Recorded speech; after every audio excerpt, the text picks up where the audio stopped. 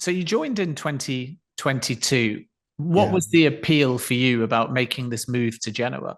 Well, at the time I was a loan manager at Juventus, and I had this call to become sporting director here. And when you receive such call from a club like this, a very historical and important club of Italy, one of the most important, for me to become director as head of the club, of the sporting side of the club, was a big motivation. Of course, I've grown up watching Serie A, watching also Premier League, and watching a lot of football, and also playing. But when you have this kind of possibility, it was like I cannot say no. Even if in that moment Genoa was just relegated in Serie B, so it was a very hard and heavy challenge for me.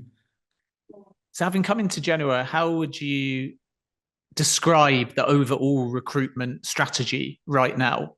As I said, when I arrived, we had 57 players, and we had to make a lot of choices, daily choices on every aspect, starting, of course, from which players to keep, which players we thought could be useful for us, and which were not suitable to the project we had in mind. The project, when we started, was, of course, to win Serie B and to come directly back to Serie A, which is something that doesn't happen many times straight like it happened to us. So we knew that the challenge was quite tough, and so we had to be very, very concrete on the choices that we had to make. So then if we talk a few specifics, the loan of Radu Dragusin from Juventus, a club that you obviously knew very well, I Yeah. presume that had your footprints all over it. Yes, I mean, Radu was a loan player in his last season at Juve, so it was managed by me, and let's say we arrived together to Genoa with, I think, 1 week of difference in terms of time. So yes, the thing of Radu was something, a process, and something that I lived in first person, and it was really satisfying to see the growth of this guy, who deserves everything he has, because he's really professional, he's really focused,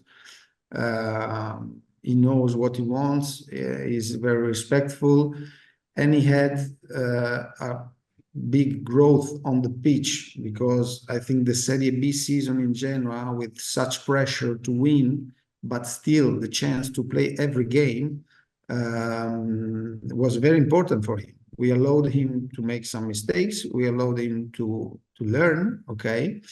And I think he got advantage from this. And then when he approached Serie A, he did it very well. He is supported by a physical, athletic structure of Premier League, of top-level football. He still has steps to make, but I think Radu, with the focus that he has, the mentality, he can reach whatever. Bayern went public with their interest, and we know that their offer was a little bit higher than Tottenham's, but Radu had kind of given his word to Spurs already. Was it quite a dramatic finish to that transfer, with two big clubs chasing the same player and time ticking down? In a way, yes, especially the last 2 days were very particular. Okay, there were a lot of calls, video calls with the clubs. There was also Napoli interested in the player with a really good offer, and then we sat down with the player, with his agents, etc., and that was his final decision, and we found a deal that was good for everybody. And even though they were separate technically, you obviously were able to do incoming business with Tottenham as well, in the form of Jed Spence. How did that deal come about? With Jed Spence, I remember I was on a Monday night at Craven Cottage, I think in 2016 or 17. I was with Hugh Jennings, the academy director of Fulham at the time. And there was an under-23 game. And yes, the stadium was empty. And I was there to watch this game and I noticed this player who eventually made steps at Nottingham Forest and then was sold to Tottenham. But it was flashing in my eyes the characteristics and the qualities of this player, no?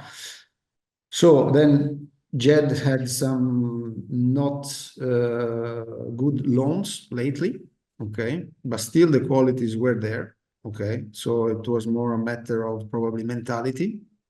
And there was the occasion because we were looking for this position in January.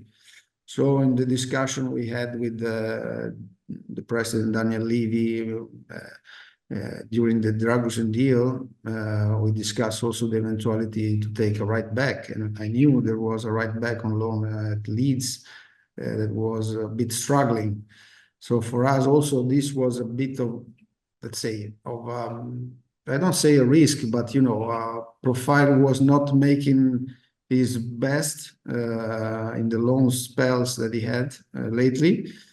And maybe Genoa could be an environment that was different, that was making him in the better conditions to perform. Or maybe Serie A with his physical characteristics could be something where he could make the difference. So in the end, we considered the option. We could have good conditions and we decided to do it. And do you think that anything is possible with Jed beyond this season? I think we created a good environment for him. We are trying to let him feel warm and let him feel welcome here and let him feel that this club is a good environment for him.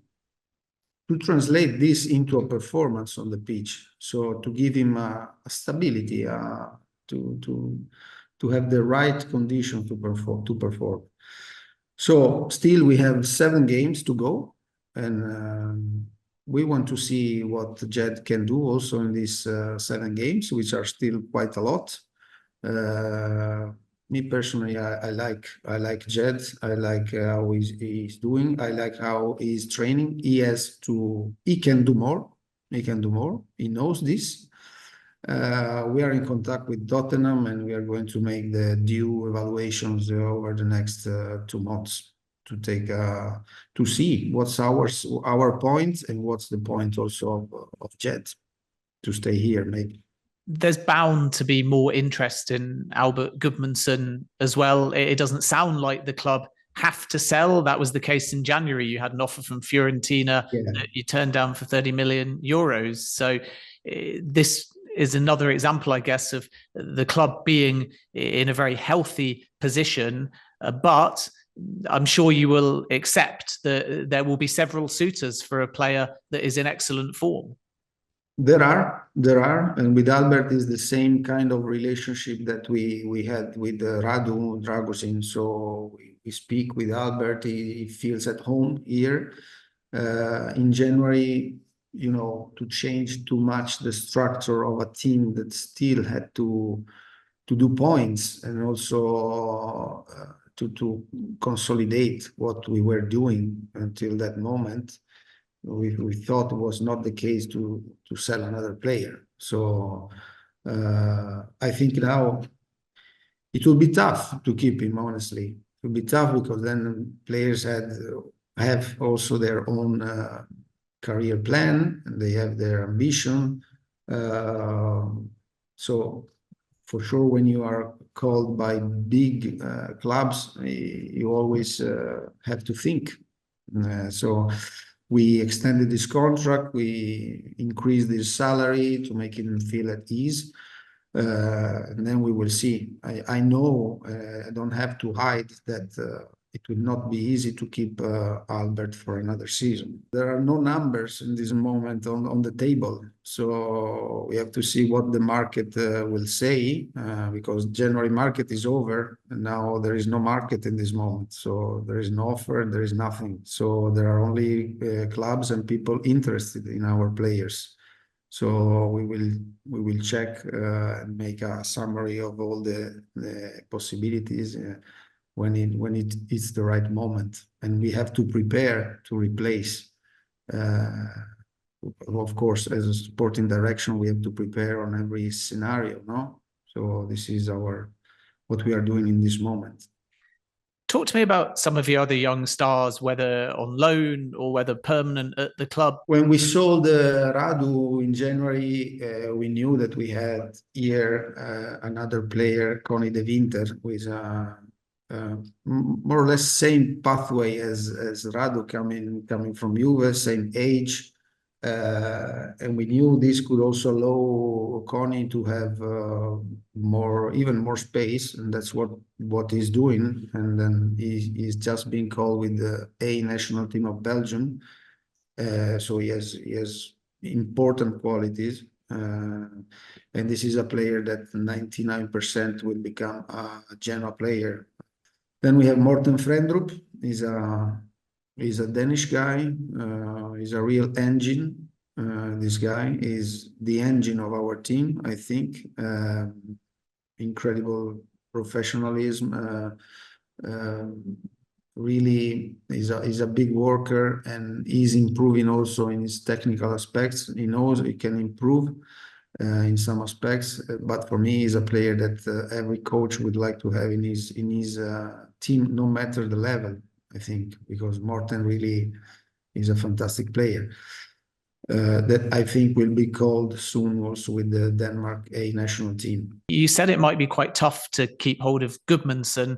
What about Morten Frendrup? Do you fear that there'll be offers for him as well from clubs in Europe's top 5 leagues? There's the possibility that offers will arrive. Our plan is to keep Morten for at least another season. So then what happens? Nobody can say this, and if offers arrive, I am obliged and in my position to show this to the owners and for the due evaluations. But our technical and career plan is to keep Frendrup at least for another season. We spoke right at the beginning about the history of the club, and we know that in the early 90s, they had an incredible run in Europe and they beat Liverpool in 2 legs. They were also in Europe in 2009, 2010 as well. Right now, you're right in the middle of Serie A. You're going to be there for at least another season. Before the club went down, they were in Serie A for 15 straight seasons. What is the short to medium term goal?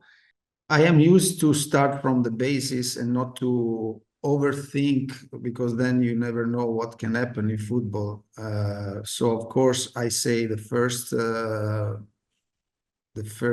thing is to stabilize the club, no, in Serie A. Then of course I'm also ambitious. We are all here. We are ambitious. We know we have the structure and the possibilities and the vision to try to make even something more. Okay, so this is also the will of the ownership. So we have to try.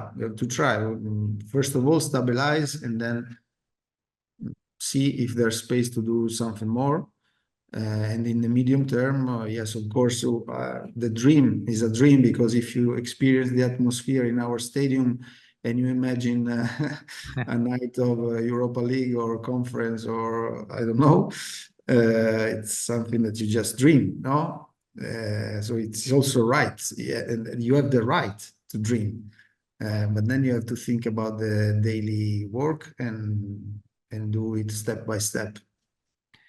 And part of that step by step, and part of the key to success, along with the strategy and along also with the wider finances of the club, is your day-to-day relationship with the manager. And that is at the moment Alberto Gilardino, who came around the same time as you and has done a fantastic job. Tell me about your relationship and why the two of you work well together.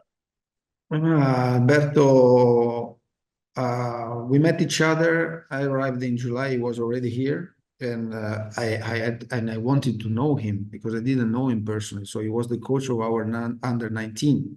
So we met each other, and after this meeting, I had this impression. I was thinking like this can be the next head coach of the first team, not only of the under 19. So then situations developed, and in December there was the occasion to nominate him as head coach of the first team, and he did it well. He did very well. Does it kind of help to have someone that, as a player, won a Champions League with Milan, won a World Cup with Italy? When you have someone with that, as a player, serial winner mentality, and you can translate that into a dressing room of young players, is that something that maybe is unique and gives Genoa an edge because the manager was so successful as a player as well? When we decided to nominate him as head coach, I think this was also one of the reasons, because in that precise moment, you know, Serie B is a particular league. There are some patterns of play. There are coaches very prepared tactically, not easy to play in that competition. So to have someone who knows the players of the competition, who is recognized also by our supporters, because Gilardino was also a player in Genoa, was an important part. And then, of course, as you say, a coach that is also recognized by the younger players as a former famous, important, and winning player, it's something that can give them also more reasons to believe what he says, no? So yes, the answer is for sure it's something that is important, yeah. And just finally, what are your own personal goals? I'm sure you're very happy at Genoa, you're focused on Genoa, you're invested in Genoa in the long term. But on a personal level, what do you hope the next few years bring for your own development? I'm happy here at Genoa. I really love this club, and the shivers I experienced over these 2 seasons are unforgettable, honestly, and will remain. And then I'm concentrated on the job I have to make here, and I hope to stay here for a long time. And then you never know what happens in the career.